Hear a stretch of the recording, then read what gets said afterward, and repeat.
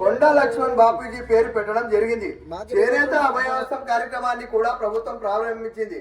ప్రభుత్వ ఆస్తులు, చెరువులు, పార్కులు కబ్జాలకు గురి కాకుండా హైడ్రాను ప్రభుత్వం ఏర్పాటు చేసింది.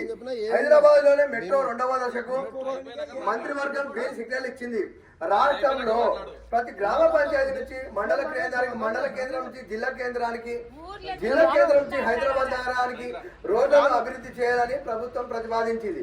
తెలంగాణ రాష్ట్ర హైకోర్టు నూతన భవనాలకి రాజేంద్ర నగర్ లో 100 ఎకరాల భూమిని ములుగులోని గిరిజన విశ్వవిద్యాలయానికి 211 ఎకరాల భూమిని ప్రభుత్వం కేటాయించింది. రాష్ట్రంలో వ్యవసాయ రంగంతో పాటు అన్ని వర్గాలకు 24 గంటలు నాణ్యమైన విద్యుత్ సరఫరా చేస్తుంది. విద్యా సంస్థలకు ఉచిత విద్యుత్ ఇస్తుంది. ప్రజాప్రభుత్వం అధికారంలోకి వచ్చిన 6 మాసాలలోనే రైతన్నలకు ఏకకాలంలో 2 లక్షల రూపాయల వరకు రుణమాఫీ చేసింది.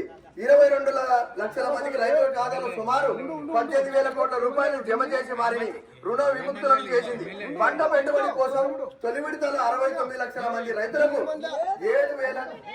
7,500 కోట్ల వారి ఖాతాలలో జమ చేసింది. రాష్ట్రంలో సన్న రకం వారికి వరి ధాన్యానికి క్వింటాలకు 500 బోనస్ అందించి జరుగుతుంది. రిజర్వేర్లు చాలా వరకు పేరుకుమైన పూడికలను తొలగించిన రాష్ట్ర ప్రభుత్వం నిర్ణయించింది. అమ్మ ఆదర్శ పాఠశాల కింద 26,825 పాఠశాలకు మౌలిక సదుపాయాలు కల్పించడానికి 1,135 కోట్ల రూపాయలను ప్రభుత్వం కేటాయించింది.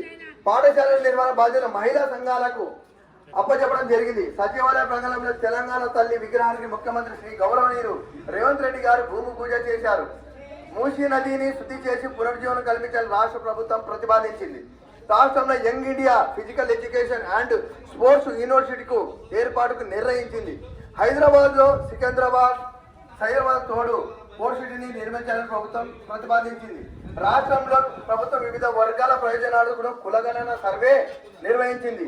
సింగరేణి ఉద్యోగులకు 1 కోటి ప్రమాద బీమా లాభాల వాటా. హైదరాబాద్ లో ఎలివేటెడ్ కారిడార్ల నిర్మాణానికి భూమి పూజ. ఎస్సీ, ఎస్టీ హాస్టళ్ల నిర్మాణానికి డైట్ 40% కాస్మెటిక్ ఛార్జీల పెంపు.